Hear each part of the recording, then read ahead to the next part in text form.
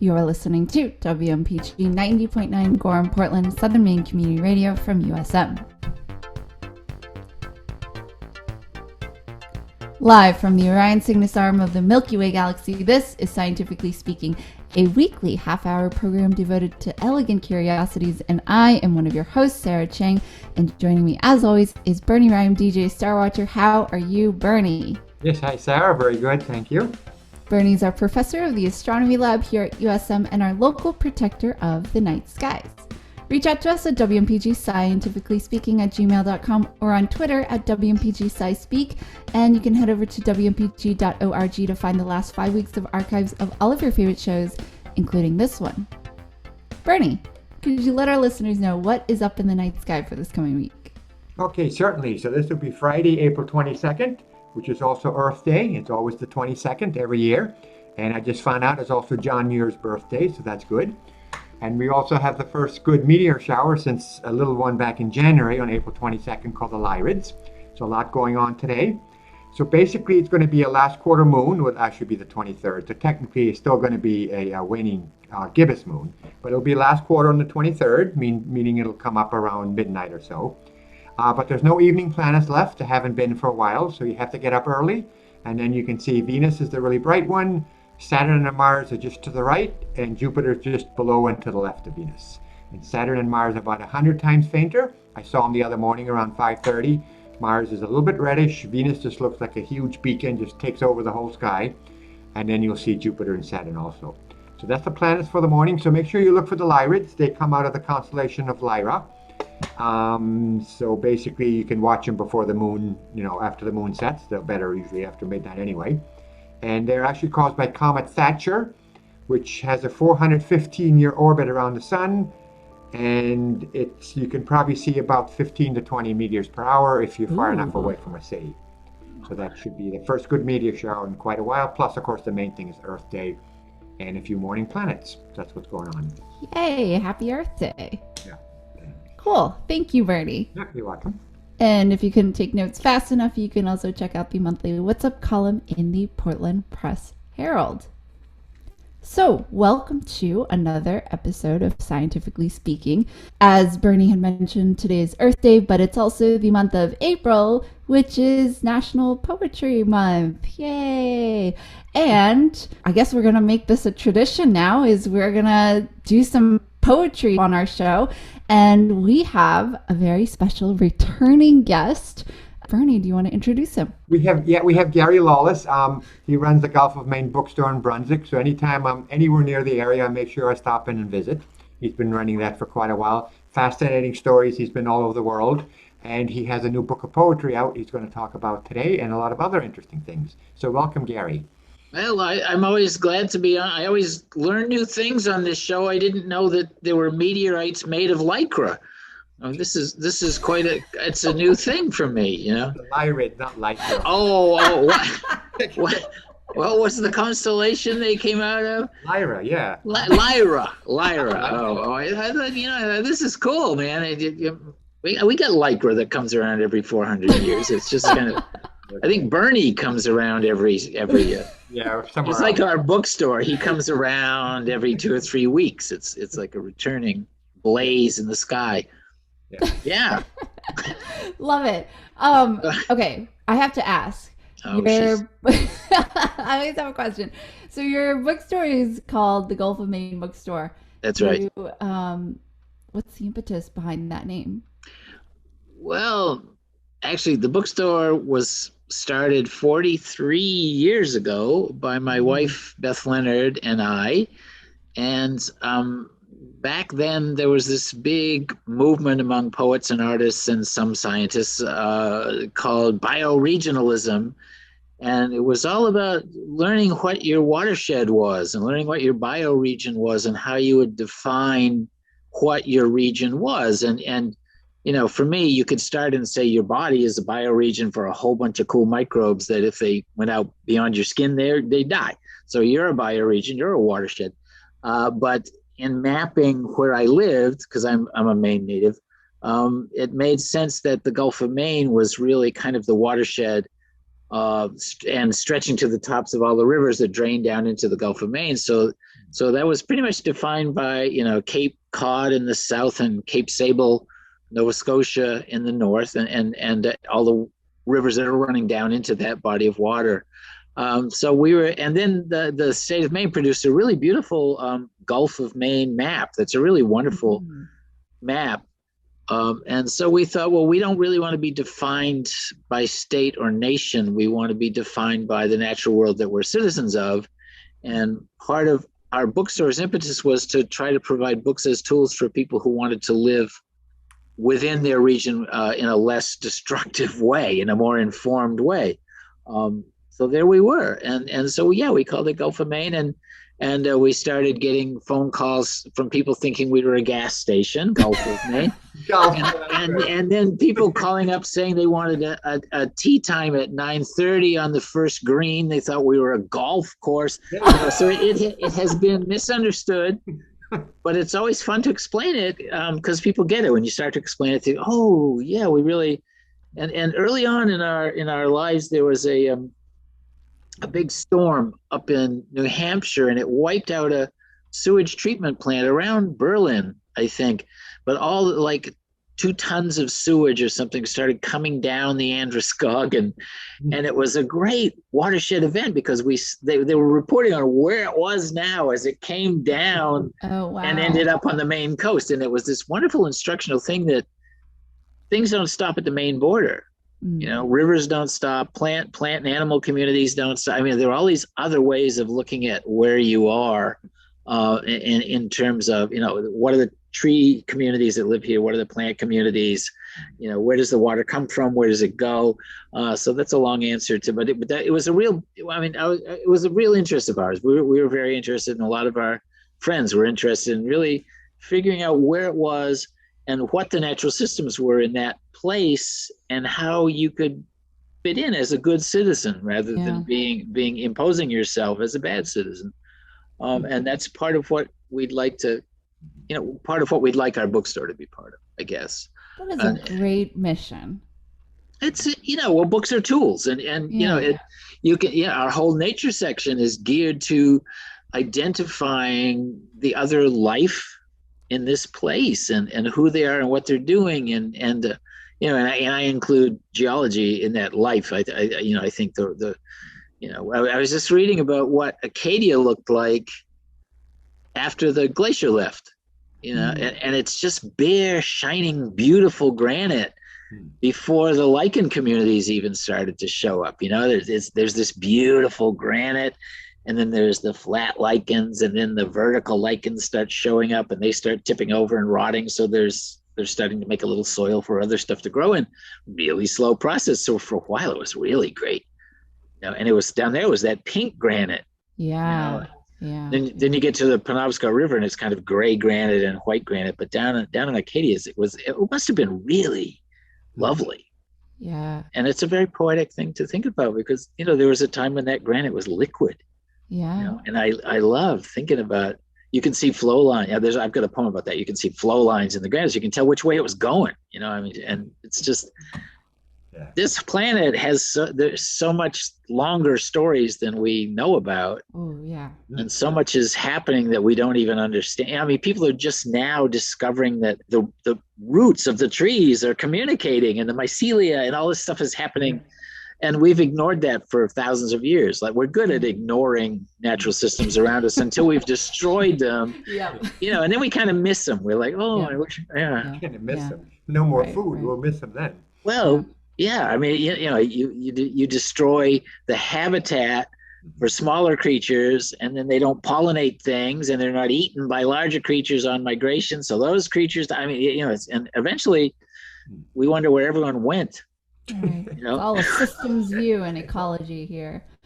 Speaking of stones, you have a new book. I have a new book called How the Stones Came to Venice.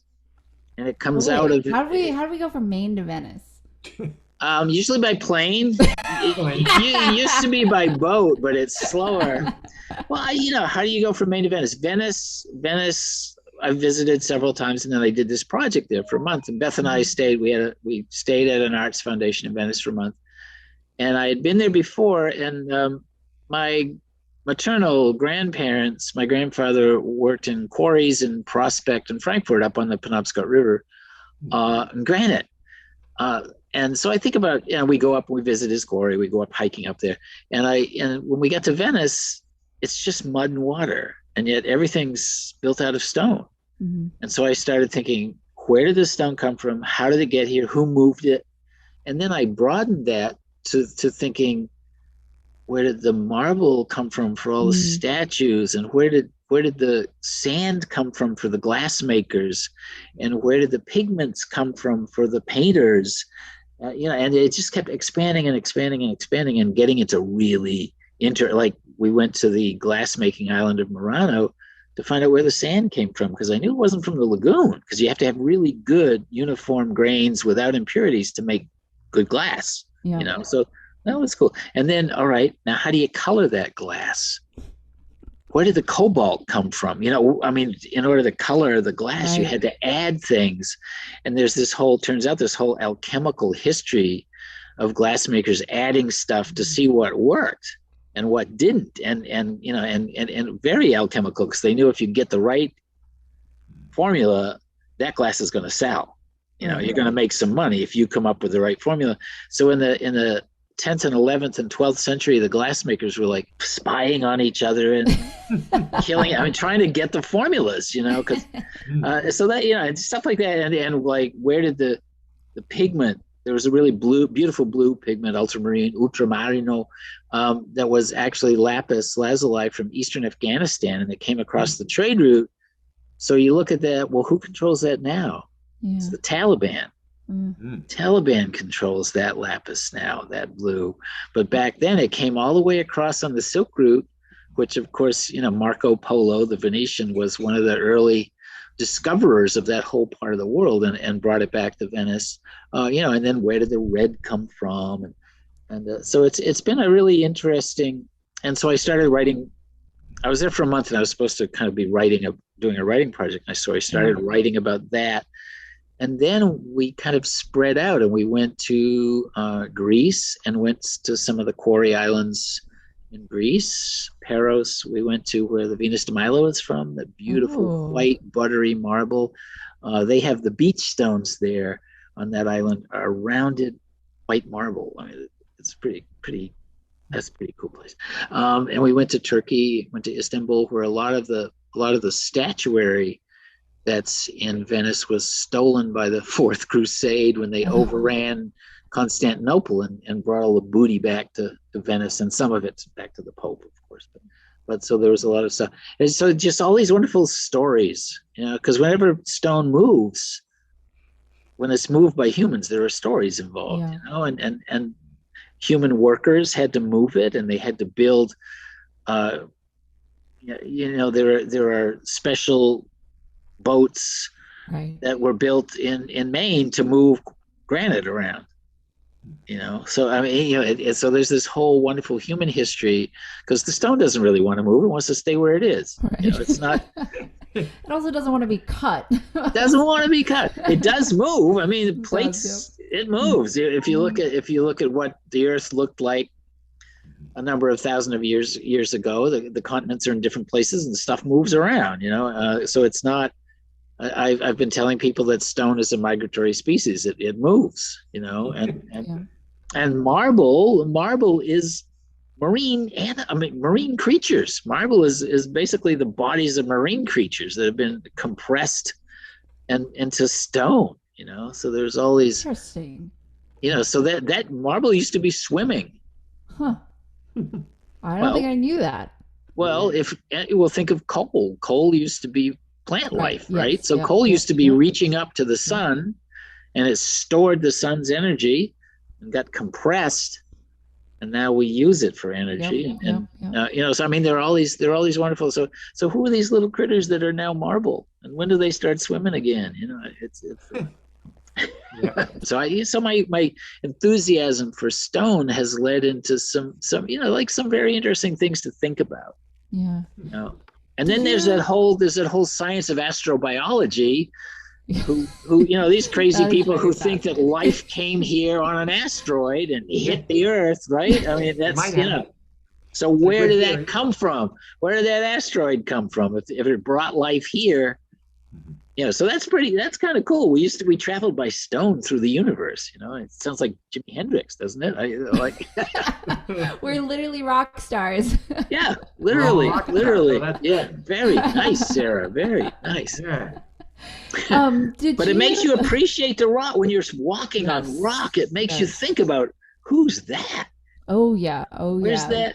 Yeah. Did you used to be part of, the other side of the Atlantic? How'd you get over here? How do you feel to be made into phallic monuments to old presidents like the Washington Monument? How does that feel? Not so good. Not so charming. That's a fair statement. So I know you talked about how your father had worked in a quarry. Did I get that Grandfather. right? Yes. Grandfather. Your grandfather. Were you interested in stones as a child, or were you always kind of inquisitive in nature? I And was then pretty inquisitive, not in the way that I'm into. I mean, where I would, like all kids, I would see cool stones and I would bring them home. yeah. And my parents would sort of admonish me and say we don't need any more stones and stuff. The things they really didn't like was the starfish and the sea urchins, which would start to smell in a couple of days. And that the stones didn't really start to smell, but the former living organisms that I would bring home would, they was kind of, because we lived right next to the ocean in Belfast, so there was a lot of Yeah. but yeah, I was always pretty inquisitive, but not in a really scientific approach. Sure. I should have been, but I never really veered into learning biology, learning botany, learning geology, learning chemistry, learning astronomy, all these things. When you get to be old like me, you wish you had taken courses in these things. You wish you knew more about them. And you still can. I mean, that's the wonderful thing that there are, like in Portland and in Brunswick and in a number of towns, there are senior colleges that have courses for old folks, and there are lots of nature preserves. I'm signed up to go on a geology walk at the Cat Dance River Preserve. I mean, they're having a fern walk, and they've had lichen talks, and there are all these opportunities where you can go out as a sort of citizen scientist, and it doesn't matter that you don't have a degree. You can learn how to behave yourself in your own watershed. I mean, that's really, we have behaved so badly. We've sprayed all these poisons and killed the insects. We just don't know. Even with our own bodies, we misbehave for all the cool little guys that are living inside us. I like that. I like that word that you're using, misbehaving. It's a great one. I'm trying not to blame us for malicious behavior. I think a lot of it is ill-informed. We just don't know. Yeah. And in Bernie's astronomy field, you don't know everything about that yet. It's pretty amazing. I mean, we've got new telescopes and new folks up in the sky that are seeing farther. We're trying to see back to the Big Bang, right, Bernie? Yeah. Get pictures back in June, pretty soon. Yeah. That's pretty cool. Yeah.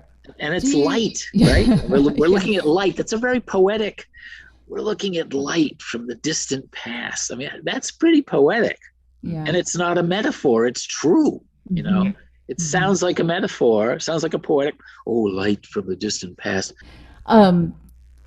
This all really sounds like kind of how do you appreciate the world around us, and that's all like science is explaining everything around us.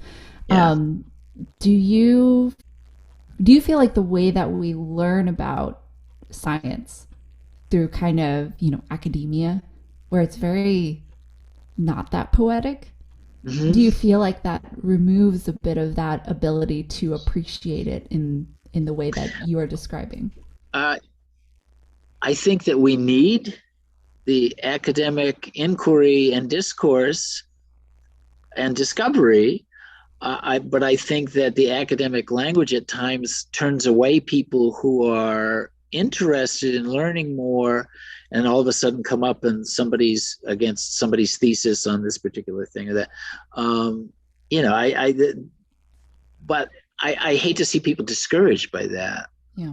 but then there are, like, I read this big, my wife Beth gave me a beautiful big book of Joseph Banks's first trip to Newfoundland and Labrador before he was Cook's botanist and went all around the world. And he's just talking about the plants and he's drawing them.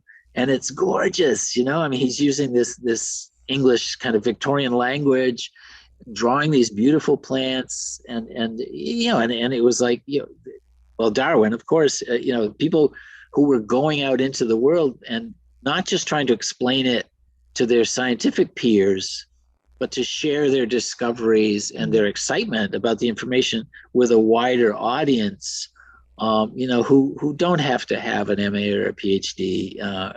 I mean, did Darwin have a PhD? When I think about the poetry world, Homer wouldn't be allowed to teach at any college in New England because he didn't have an advanced degree. He couldn't even be an adjunct. Sappho would be turned away. I mean, Shakespeare, he couldn't teach. He wouldn't be able to teach theater anywhere because he didn't have an advanced degree. They might give him an honorary degree. It's like, but I think to live as a good citizen of the place where you are, you need some science. You need to understand, have some concept of the systems within which you're living, and appreciation of how complex and beautiful those systems are, even if you don't necessarily know the Latin name for every insect that you're coming across. They don't care. I do want to point out that no plant or living creature other than humans speaks Latin. So the insects do, what do they call each other? Right. They do not call each other by a Latin name. They may not even use any kind of spoken audio language. I mean, the trees are probably not calling each other by Latin names. Right. And that's Ficus sort of Definicus. That's sort of a white European presumption too. I mean, that's like the Mediterranean owning the scientific world because they're naming everything in Latin, a dead language that comes from the north of the Mediterranean. I mean, that's kind of presumptuous, I think, to think that this is how everything has to be labeled. It's like, Bernie, do you remember that there's the Disordered Cosmos book by the African-American woman astrophysicist? Yeah, we talked about it in one of our shows. Yeah, and she was saying, why is everything called dark and black? Why is it dark matter and dark energy? If you can't see it, why is it dark? Yeah. And she was told all the way along the chain of command that African American women just aren't. You can't be an astrophysicist. You're just not. You're not cut out. You aren't cut out for this. I mean, that's another form of holding back the sharing of science because you make these assumptions about other people around you. That if you're not a white European male, you're not smart enough to or qualified enough to be part of it. I mean, that's been going on for a pretty long time, and it discourages people from following those lines of inquiry, and yet, you find out that there are women, traditional women, who know way more about plants. There are native people in the Amazon basin who know way more about plants. Harvard was sending graduate students down to the Amazon to learn about plants, from the native people because they knew about plants. Yeah. They paid attention to their watershed area. They learned. Well, they had to learn how to survive. So they had to learn what you could eat, what you could use for medicine, what you could use to build with. And we've sort of artificially replaced all. We rely on corporations to tell us what to take for a headache or what to use to stanch blood flow or that kind of thing, and so we don't have to know that stuff. Yeah. And then it turns out that, it comes from plants. Oh, where does aspirin come from? And like in Italy, we went to see the Uzi, the guy who was frozen. The Iceman, and he had a little kit bag, and in it he had a puffball mushroom that was first aid to stanch bleeding, and he had another dried mushroom that is really good for kindling. It pretty much explodes when you're trying to start a fire with. I mean, those guys, they knew good medicine. They really knew, and so we went to them and learned some stuff, and then moved them off the land. Yeah. Here we moved the Native Americans to places where they didn't know the plants. We would put them on a long march, take them into another watershed where the plants are different, and the animals are different. Or we killed off like you kill off the buffalo as a way of getting rid of the Plains Indians. You kill off their basic food, clothing, kill off the basic source of all those necessities in their watershed. That's a way of controlling that population. Yeah. So Gary, where did I answer any question? You haven't answered yes, one you question did. yet, You did. Gary, where can folks find your new book? My new book is published by Literal Books of Portland, Maine. Great. So they have a wonderful website, and we're reading at Cove Street Gallery.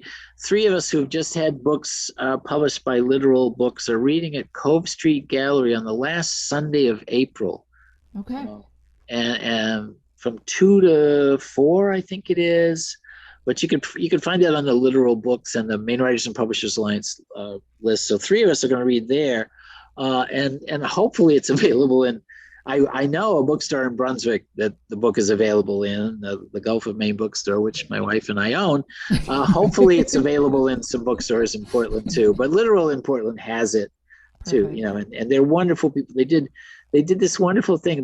I gave them my poems, my wife's photographs, some other visuals, and they said, we're not going to show you what we're going to do to this. We're not going to tell you what's on the cover. We're just going to make a book. And when it's done, we're going to bring it to you.